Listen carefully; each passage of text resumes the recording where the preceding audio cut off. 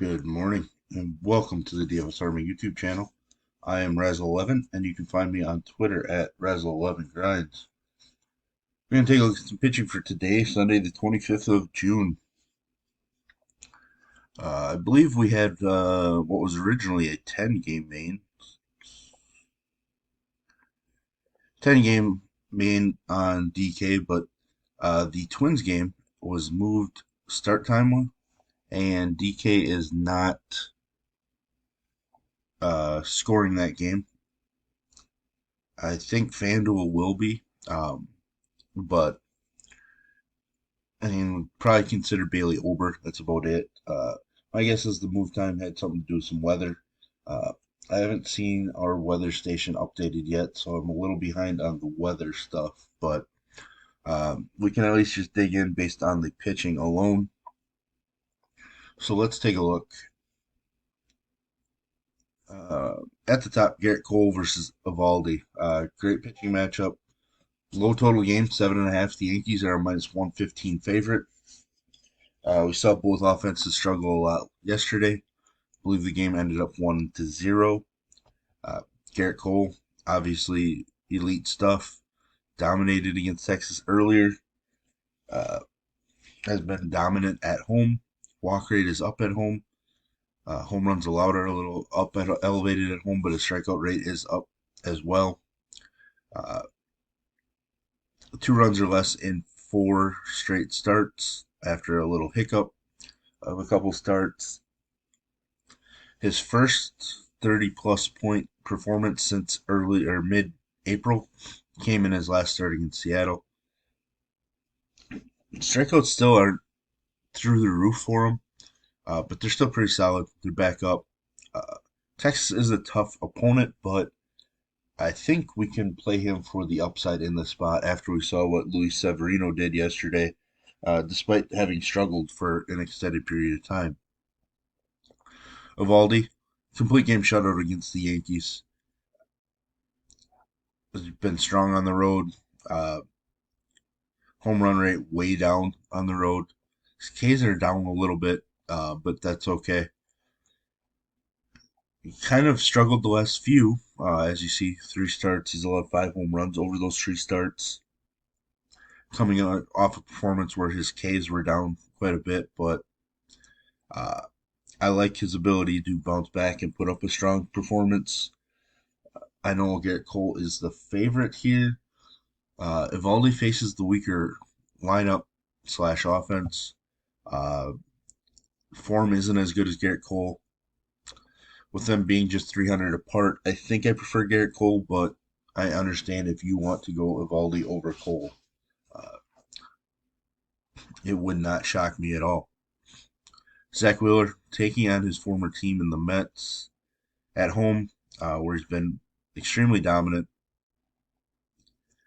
Uh, even with those numbers, though, he's just 1-2 at home, which is kind of shocking. But 1 run or fewer in 4 of 5 starts. K numbers kind of all over the place, but the upside is there. The Mets aren't some slam dunk offense by any means. Uh, Wheeler and the Phillies are a minus 178 favorite against Carrasco. Getting Wheeler for 9,500 just feels like a steal, just based on his ability and upside. Obviously, the last 3 slates that he's been on, he's been over 10K. Uh, so that slight discount is very intriguing for me. Don't think I'm going to go with Charlie Morton today. The Reds have been scoring some runs. His overall numbers on the road this year have been stronger, but last year he was very weak on the road. That 1 home run in 42 road innings this season seems like something that's not going to stay consistent, uh, especially in this ballpark against this Cincinnati squad. He's allowing more walks than I would have thought. His Ks are up, which are nice to see, but he is generally allowing runs. So I think I'm just gonna have to fade Charlie Morton in this spot. Just not the greatest ballpark. Cincinnati's offense has been doing some damage. I know their 12-game win streak came to an end yesterday, but I just don't think it's worth uh, the volatility. in pitching at the Great American Ballpark. Corbin Burns against Cleveland has been best on the road this year. His K numbers still aren't as what we would have expected coming into the season. He's coming off of a horrendous start against a tough Arizona squad. Uh, I'm obviously a fan of pitching against Cleveland, uh, not because there's huge upside, just because the power isn't there for Cleveland.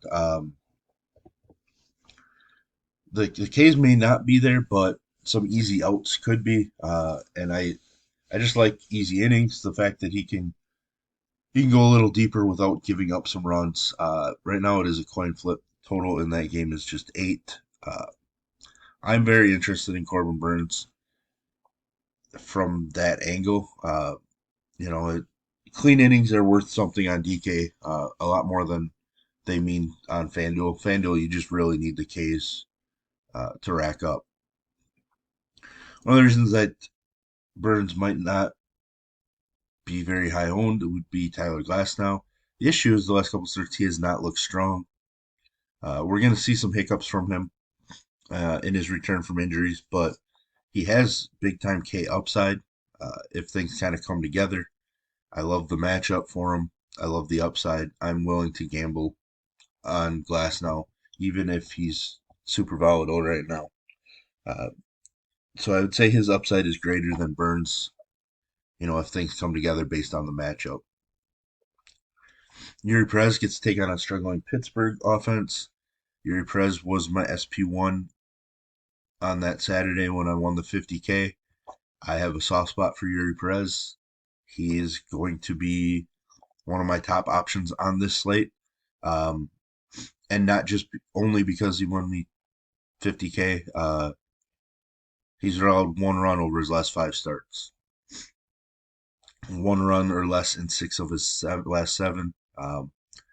Just throwing the ball really well. He's a minus 170 favorite in a game with a 7.5 total. It's going to be really tough to not want to be super heavy on Yuri Perez right now. George Kirby taking out Baltimore. He's been solid. Let me down a bit here in this New York game. He settled in. Those 3 runs came early. It looked like it was going to be a rough performance. Settled in, still managed to get 7 innings. He's kind of all over the place with his performances, but he does have, this kind of upside. 30 plus DK points in 2 out of his last 4 starts. The Baltimore opposition, not one that I really like to pick on a ton, especially now with Cedric Mullins back. The upsides there, I just might not get there just because of the couple guys above him are far more intriguing to me. Uh, so sometimes we just have to eliminate guys based on who they're around. And so Kirby probably ends up out of my player pool, but at least he's in consideration right now. Savali against Burns and Milwaukee. His case have been up the last couple, which is very interesting. Like I said, it is a pick 'em. Game total is just 8.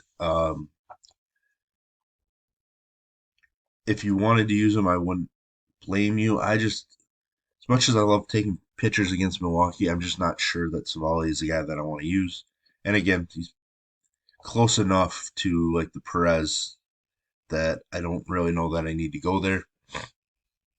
Excuse me. Some of it might just be because there's Dylan Cease. I know Boston can score some runs, but Cease is throwing the ball better. K's are starting to get there. Walks are down a little bit, not allowing home runs.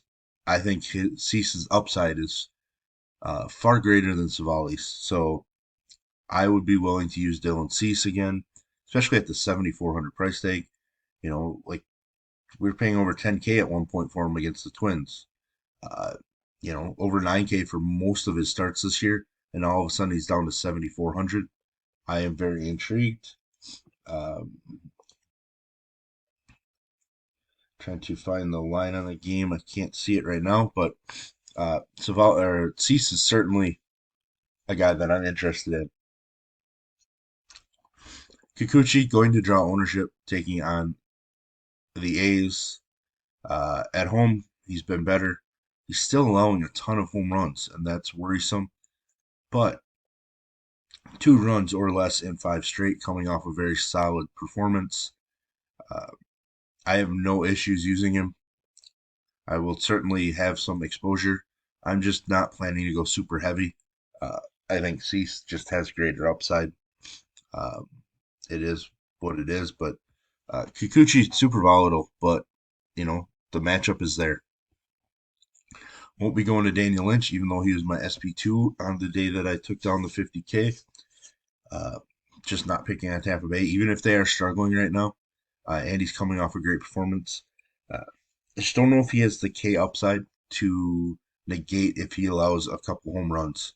That game against Cincinnati allowed 4 home runs, shows you his volatility. I'm just not really interested. Oviedo, somebody I'm definitely interested in a super low total game. Hasn't been great on the road, which is obviously worrisome, but he can strike out plenty. At 6,300, he's intriguing. If he was 73 to 7,700 on the slate, I wouldn't be interested. But at 6,300, I am certainly interested based on his upside and ability. Kyle Bradish, I have some interest. Um, Overall numbers strong at home. His K numbers aren't there at home, which is kind of weird. But 8+ Ks in 2 out of his last 3. That performance against Toronto certainly hurt, but I'm interested enough just because Seattle can strike out a decent chunk. So, we just saw Lance Lynn strike out 16 against Seattle, and Lynn hasn't been able to get many people out this season. So, Bradish is interesting based on the K upside in this matchup. Uh, I actually would think he probably has more upside than Oviedo, even, which is kind of weird to say. But Cutter Crawford, coming off of his best start, actually second best start of the season, I would say, shutting down the Twins.